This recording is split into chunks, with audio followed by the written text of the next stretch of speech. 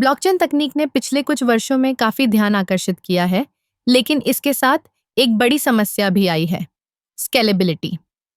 जब हम ब्लॉकचेन की बात करते हैं तो हमें यह समझना होगा कि यह तकनीक कितनी तेजी से लेन देन कर सकती है। उदाहरण के लिए बिटकॉइन और एथेरियम जैसे प्रमुख नेटवर्क जब भी भारी ट्रैफिक का सामना करते हैं तो उनकी गति धीमी हो जाती है।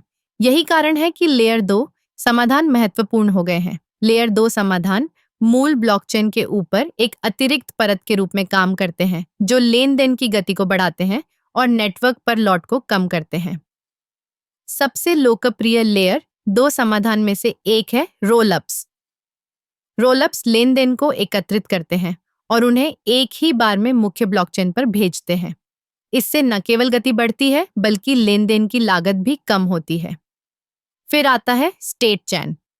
यह एक तरह का निजी चैनल है जहां 2 या अधिक पार्टियां लेन देन कर सकती हैं बिना हर बार मुख्य नेटवर्क पर जाने के। जब सभी लेन देन पूरे हो जाते हैं तो केवल अंतिम परिणाम को मुख्य ब्लॉकचेन पर भेजा जाता है। इससे न केवल समय की बचत होती है बल्कि नेटवर्क पर भी कम दबाव पड़ता है। अब बात करते हैं प्लाज्मा की। यह एक और लेयर 2 समाधान है जो छोटे ब्लॉकचेन को मुख्य ब्लॉकचेन से जोड़ता है। ये छोटे ब्लॉकचेन स्वतंत्र रूप से काम कर सकते हैं, लेकिन जब जरूरत हो तो वे मुख्य नेटवर्क से जुड़ सकते हैं। इससे स्केलेबिलिटी में काफी सुधार होता है। लेकिन क्या यह समाधान हमेशा सही है? नहीं, हर समाधान के अपने फायदे और नुकसान हैं। रोलअप्स में यदि कोई गलती होती है तो उसे सुधारना मुश्किल हो सकता है। स्टेट चैन में यदि कोई पार्टी धोखा देती है तो समस्या उत्पन्न हो सकती है। इसलिए इन समाधानों का उपयोग करते समय सावधानी बरतनी चाहिए।